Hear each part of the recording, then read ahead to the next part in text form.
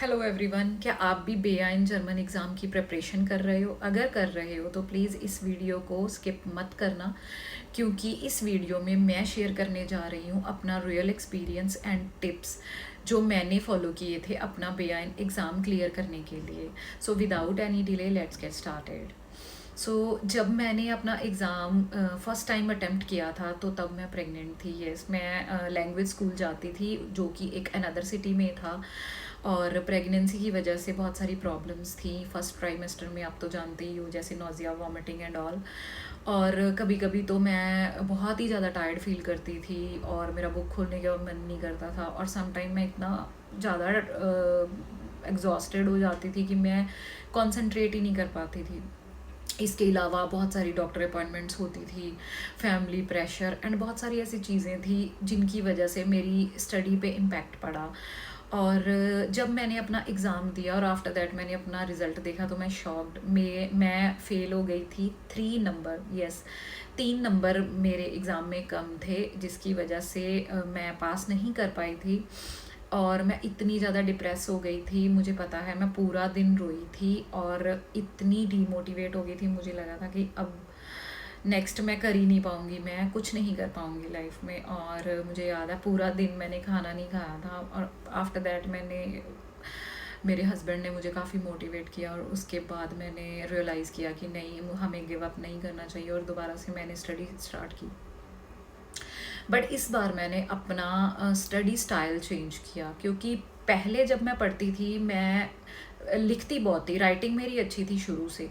तो राइटिंग मैं डेली एक राइटिंग करती थी, बट इसके अलावा स्पीकिंग तो ओवरऑल यहाँ अच्छी हो ही जाती है, क्योंकि जर्मनी में आप रहते हो और आप डेली ऐसे लोगों को मिलते हो जो जर्मन स्पीकर्स हैं, तो स्पीकिंग में इतना प्रॉब्लम नहीं आता है। रही बात लेज़न और ह्योरन की, और मैंने सोचा कि लेज़न और ह्योरन तो ऐसे ही है और ऐसे ही निकल जाएंगे, तो मैंने बहुत लाइटली लिया ना। तो मैंने अच्छी तरह से वोकेबलरी पे कॉन्सेंट्रेट किया, बट मैंने बाद में रियलाइज़ किया वोकेबलरी बहुत बहुत इम्पॉर्टेंट है।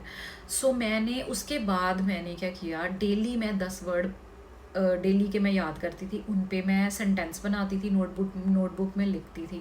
और सेकंड थिंग जो बहुत बहुत इम्पॉर्टेंट है, पॉडकास्ट। मैं बहुत पॉडकास्ट सुनती थी। पॉडकास्ट क्या होता है ना, उससे आपकी ओवरऑल डेवलपमेंट होती है, आपका स्पीकिंग बढ़ता है, आपका लिसनिंग स्किल बढ़ता है, आपका रीडिंग भी बढ़ता है, क्योंकि आप बहुत सारे वर्ड्स सुनते हो, देखते हो, लिखते हो।